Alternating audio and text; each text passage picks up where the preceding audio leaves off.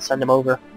And the other terrible thing is if your ship is left unattended for even a second, you might just lose that ship. So you pretty much had to like follow all of your stuff. So so that was terrible. But embarking a little bit better. You still have the problem of them not being able to defend themselves. And that's a big problem. But I mean, if you're sending like 20 units at them and they have a ship out there, you might be able to pick up a couple of them before you get to their shores. But it seems a lot more realistic to me than the other Civ games. In the fact that if you're like storming a beachhead or something, you're not all just going to be piling into one location necessarily. You might go attack multiple locations. So if I'm going to be doing sea, I'm gonna want to go for commerce, but I can't get that till the medieval era. So I want to pick one that'll help me early on. And I think since I'm gonna have very few cities this game, at least early on, I think I'm gonna go for tradition.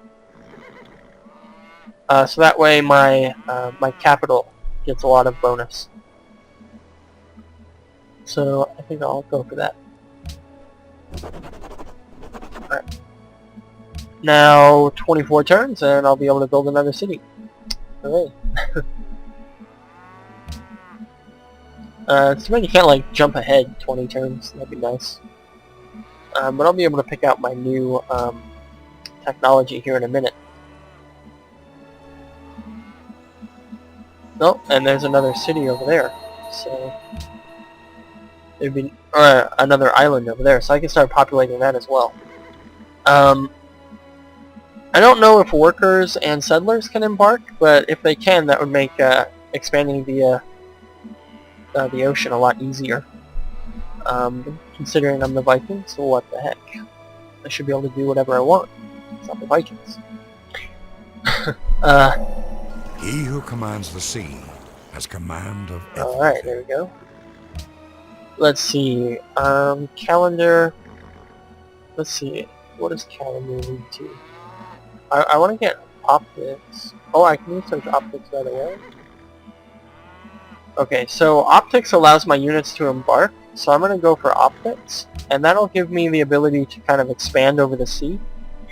And then once that's finished, I can go towards more of the rudimentary skills, or technologies. Like the wheel and archery and all those other things. So, but I'm really not in any danger of being attacked right now, so I don't have to worry too much about that.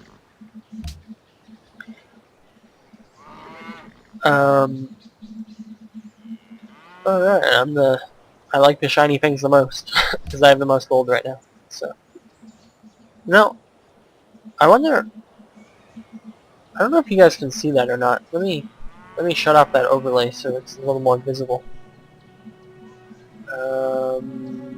Hide overlay. There. Alright, that's better. I don't know if could you see my science up there, or see it now if you couldn't. Sorry about that. I haven't actually recorded any. This is the first recording that I've done other than testing, so that's why that was showing up. So, sorry about that. So what to talk about in this first few minutes? Oh, I can adopt another policy. Nice. Alright. Provides a free culture building in your first 4 cities. Okay. Oligarchy, garrison units cost no maintenance, and cities with a garrison gain 100% range combat strength. I'm going to go for legalism, so that way I can get my borders expanding a lot. So that way I can fill up all the land in the islands pretty quickly. Because the thing is, if you're on the land and you need to control your borders, it's a lot more difficult than on sea, because, well, let me reiterate that. It's harder on land to control your borders, because land units, I don't know, they can come from multiple directions, they can, the battles are a lot different, I don't know. It makes sense in my mind, but I can't really say why. Yeah, I don't know why. Maybe oligarchy wasn't the best choice. What was it? Is that oligarchy that I picked? Legalism, sorry, not oligarchy. Okay. So, but I like the idea of expanding my borders and like expanding it over the sea. Yeah, I don't know why, I just do. So, Copenhagen demands marble. I hope this playstyle that I'm doing is not too slow for this type of speed that I'm doing. That would be kind of a shame. So I think I'll put one city right here on this coast, and then one city right here. And that way I'll have access to all of these things, and lots of grassland, a couple forests. Kind of reminds me of, I used to play, back when I played Civilization 2 quite frequently, I would always pick the Europe map, and I would always go for, like, the English, and just be on that the British Isles, and just build up from there. And, like, I would get to, like, the highest tech that I needed, like, armors and howitzers, and then I would just, like, invade the entire world. Kind of fun, but kind of long and drawn out too. So, like, I would go for democracy or something for the first, like, the first 4,000 and 6,000 years or whatever, and then like the last 200 or 300 years, I would switch to it's not police state, fundamentalism, I think, where like you can support tons of units, and then I would just like invade everything. So that was kind of cool. So I'm going to build a trireme first, and then, oh, I said I was going to I'll build a trireme so I can start exploring. I don't really need a worker right away. So, since I should build my city here, that's a pretty decent spot. I'll be able to, it's kind of in this little bay right here. I don't know if you can call it a bay, but, if they try to attack it by the ocean, it'll be somewhat protected. It's got a little choke point. Copenhagen's the same way. It's got this little choke point right here, where like only one ship at a time or something can attack this. So, well, if the grid was visible, you would be able to see what I'm talking about. But can the grid be visible? Let me see. Options. Business options. Game options.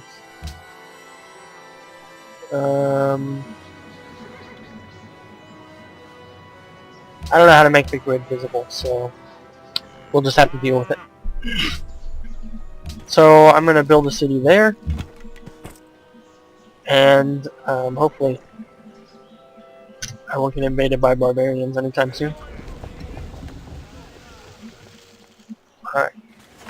See, the thing that, even though I am Scandinavian, I can't pronounce any of the Scandinavian words very well. Copenhagen I get, but this is like Aarhus or something? I don't know.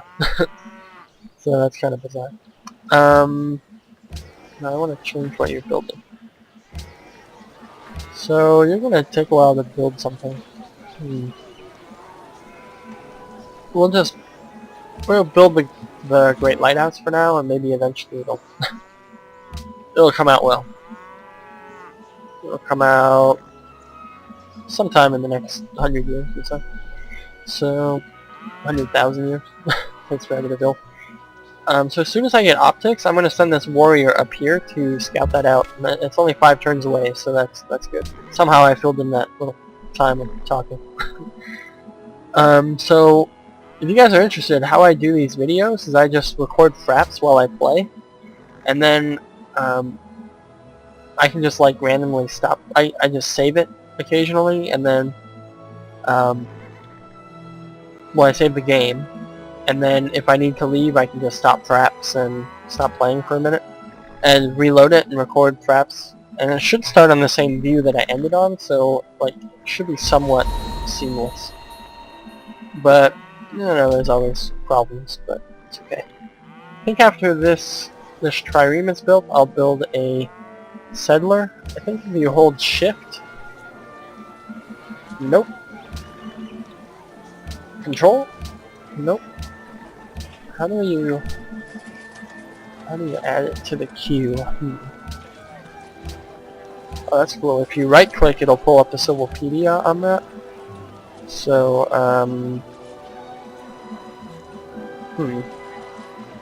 Control? Nope. Oh, here we go.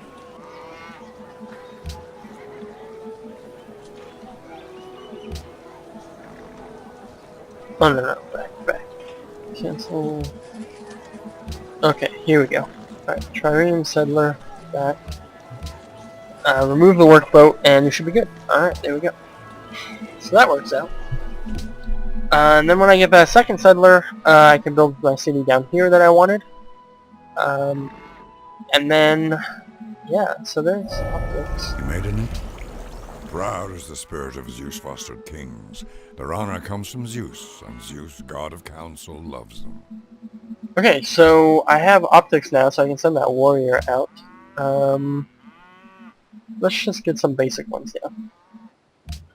So here... So I'm gonna make him embark and get those runes over there, and then I can get the die. Yeah, this will work out great. Then I have the Trireme coming, so I can start exploring the ocean a little bit. Triremes are kind of relegated to the shallow ocean, so that's kind of depressing, but it's okay. Worse things can happen. Then I think after this settler, let me add something. I'm going to add a worker. Oh, once you show the queue, shift left clicking will add the worker to the queue. So that works. I'll adopt the policy. I'm not too interested in religion right now, so I'm going to just go for these.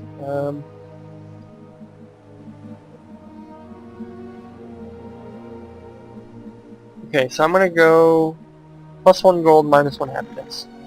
Happiness can really be a problem in civilizations, so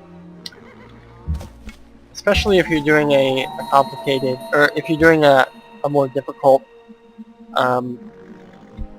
a harder difficulty like Prince. So, well, that was stupid. It gave me a map, but it was all ocean. Okay. So let's go to the next turn. I think I might, I might get spoiled by this embark thing because other units they have to like waste time, like embarking and all that stuff. So this is pretty sweet.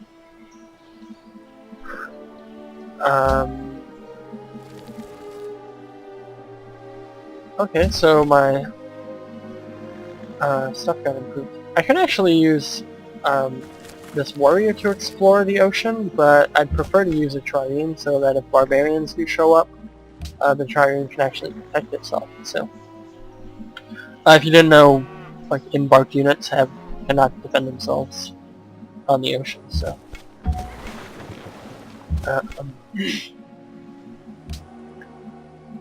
so let's see, Trireme, then worker. No, then settler, then worker, and the Great Lighthouse. 99 turns. What? Oh, more than 99 turns. Oh, that's kind of weird. Alright, so let's... Oh, that's kind of cool. Oh. Is there a city up here? It's kind of weird. No, I guess not. Okay, next turn... Alright, so there's not much over there, so I'm gonna go ahead and send them back over to home base for now. And then I use the Trireme to scout. Oops, sorry. Sorry about that, usually I let it read it, but that's my bad. Let's see, calendar. I do have a